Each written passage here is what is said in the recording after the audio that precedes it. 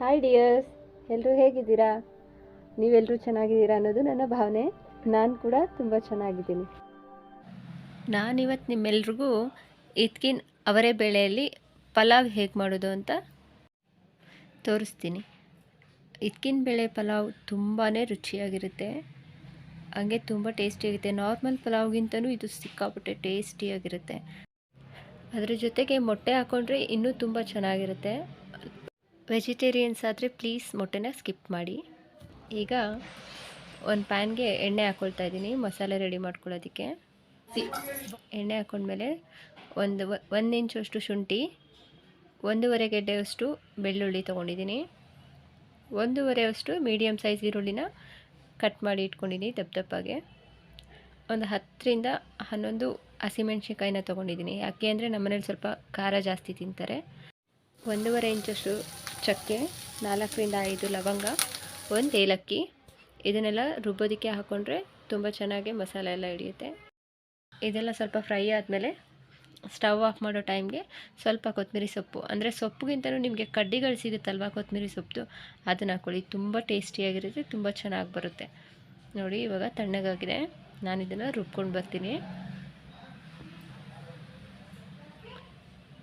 Nice paste ಏನು ಆಗಬೇಕಾಗಿಲ್ಲ, ಇದು ಸ್ವಲ್ಪ ತರಿಯಾಗಿಯೇ ರುಬ್ಕೊಳ್ಳೋಣ. ಮಸಾಲ ಎಲ್ಲ ರುಬ್ಕೊಂಡ್ಮೇಲೆ ಸ್ಟವ್ ಮೇಲೆ ಕುಕ್ಕರ್ ಇಟ್ಕೊಂಡು ಅದಕ್ಕೆ ಸ್ವಲ್ಪ ಎಣ್ಣೆ ಹಾಕ್ಕೊಳ್ಳೋಣ. ಒಂದು 5ರಿಂದ 6 ಸ್ಪೂನು ಎಣ್ಣೆ ಹಾಕ್ಕೊಳ್ಳೋಣ. ಅದಕ್ಕೆ 1-2 ಸ್ಪೂನ್ ತುಪ್ಪ.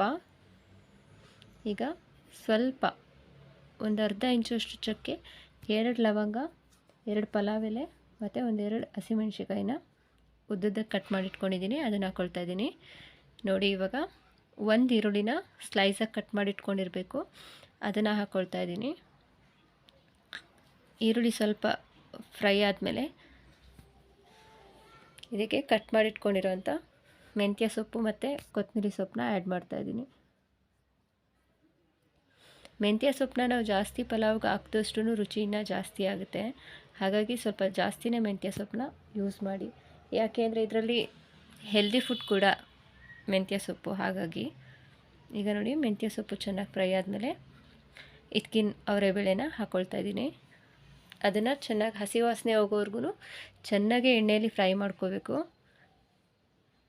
ಇದನ್ನು ನಾವು ಎಷ್ಟು ಫ್ರೈ ಮಾಡ್ಕೋತೀವೋ ಅಷ್ಟು ಟೇಸ್ಟಿಯಾಗಿ ಬರುತ್ತೆ ಈ ಪಲಾವ್. ಸ್ವಲ್ಪ ಅರಿಶಿನ ಸೇರಿಸ್ಕೊಳ್ತಾ ಇದ್ದೀನಿ. ಅದಾದಮೇಲೆ ಒಂದು 3ರಿಂದ 4 ಟೊಮೆಟೊನ ಚಿಕ್ಕದಾಗಿ ಹೆಚ್ಕೊಂಡು ಅದನ್ನು ಕೂಡ ಆ್ಯಡ್ ಮಾಡ್ಕೊಳ್ತಾ ಇದ್ದೀನಿ. ನೋಡಿ ಟೊಮೆಟೊ ಫುಲ್ಲು ಸಾಫ್ಟ್ ಆಗಬೇಕು, ಅಲ್ಲಿವರೆಗೂ ಚೆನ್ನಾಗಿ ಬಾಡಿಸ್ಕೋಬೇಕು ಎಣ್ಣೆಯಲ್ಲಿ. ಇದ್ರ ಜೊತೆಗೆ ನೋಡ್ತಾ ಇದ್ದೀರಾ ಪಕ್ಕದಲ್ಲೇ ಎಗ್ನ ಕೂಡ ಸಪ್ರೇಟ್ ಬೇಯಿಸ್ಕೊಂಡು ಅದನ್ನು ಅಲ್ಲಲ್ಲಿ ಓಪನ್ ಮಾಡ್ತಾಯಿದ್ದೀನಿ. ಆ ಥರ ಓಪನ್ ಮಾಡಿ ಹಾಕೋದ್ರಿಂದ ಮಸಾಲೆ ಚೆನ್ನಾಗಿ ಹಿಡಿಯುತ್ತೆ ಎಗ್ ಒಳಗಡೆ. ಈಗ ನೋಡಿ ರುಬ್ಕೊಂಡ್ಬಂದಿದ್ನಲ್ಲ ಆ ಪೇಸ್ಟ್ನ ಕೂಡ ಇದಕ್ಕೆ ಹಾಕಿ ಸೇರಿಸ್ಕೊಂಡು ಚೆನ್ನಾಗಿ ಮಿಕ್ಸ್ ಮಾಡ್ಕೊತಾ ಇದ್ದೀನಿ. ಇದೆಲ್ಲ ಹಸಿ ವಾಸನೆ ಹೋಗೋವರೆಗೂ ಚೆನ್ನಾಗಿ ಹುರ್ಕೋಬೇಕು.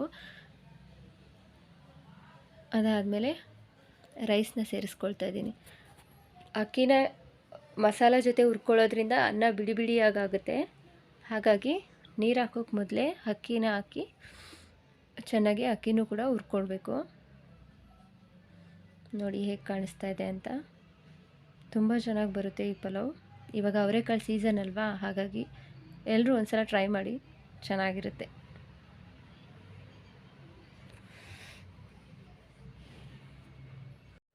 ನಾನಿಲ್ಲಿ 2 ಗ್ಲಾಸ್ ಅಕ್ಕಿ ತೊಗೊಂಡಿದ್ದೆ, ಅದಕ್ಕೆ 4 ಗ್ಲಾಸಷ್ಟು ನೀರನ್ನ ಆ್ಯಡ್ ಮಾಡ್ಕೊತಾ ಇದ್ದೀನಿ.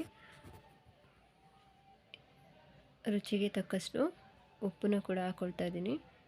ನಮ್ಮನೇಲಿ ಸ್ವಲ್ಪ ಖಾರ ಅಂತ ನಾನು ನಿಮ್ಗೆ ಹೇಳಿದ್ದೆ ಅಲ್ಲ, ಇವಾಗ ಸ್ವಲ್ಪ ಅದಕ್ಕೆ ಖಾರದ ಪುಡಿ ಕೂಡ ಹಾಕ್ಕೊಳ್ತಾ ಇದ್ದೀನಿ. ಎಲ್ಲ ಹಾಕಿ ಚೆನ್ನಾಗಿ ಮಿಕ್ಸ್ ಮಾಡಿ ಕುದಿಯೋದಕ್ಕೆ ಬಿಡೋಣ.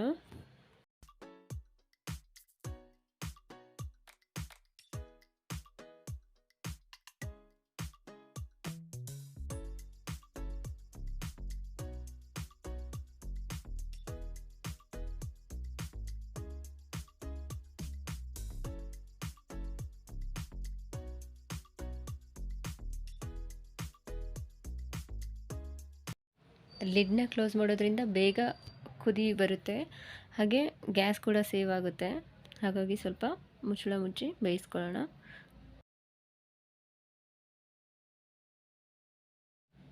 ಅಕ್ಕಿ ತಳ ಹಿಡಿದೇ ಇರೋ ಹಾಗೆ ತಿರುಗಿಸ್ಕೊಳ್ತಾ ಇರಬೇಕು. ಅದು ಸ್ವಲ್ಪ ಚೆನ್ನಾಗಿ ಅಕ್ಕಿ ಸ್ವಲ್ಪ ಬೇಯಬೇಕು, ಹಾಗಾಗಿ ತಿರುಗಿಸ್ಕೊಂಡು ಮತ್ತೆ ಕುದಿಯೋದಕ್ಕೆ ಬಿಡೋಣ.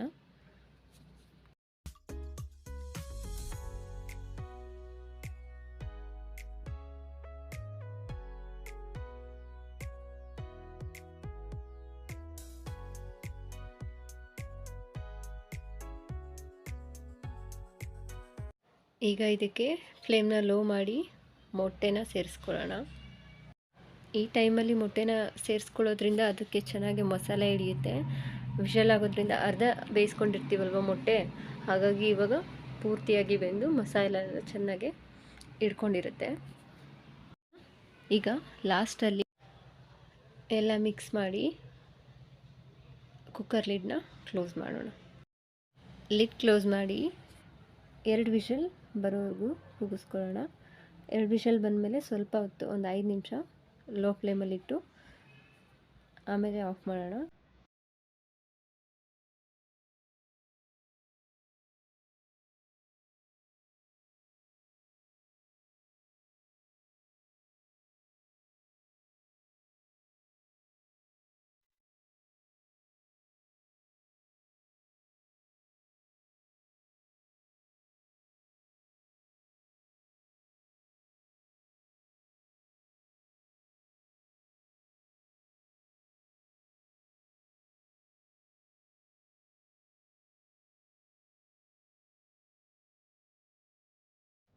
ನೋಡಿ, ಅವರೆಬೇಳೆ ಹಾಗೂ ಮೊಟ್ಟೆ ಹಾಕಿರೋ ಪಲಾವ್ ರೆಡಿಯಾಗಿದೆ.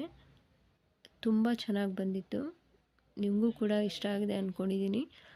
ಇಷ್ಟ ಆಗಿದ್ದರೆ ಪ್ಲೀಸ್ ನನ್ನ ಚಾನಲ್ನ ಸಬ್ಸ್ಕ್ರೈಬ್ ಮಾಡಿಕೊಂಡು ಪಕ್ಕದಲ್ಲಿ ಬರುವ ಬೆಲ್ ಐಕಾನ್ನ ಕ್ಲಿಕ್ ಮಾಡಿ ಪ್ಲೀಸ್ ಸಪೋರ್ಟ್ ಮಾಡಿ.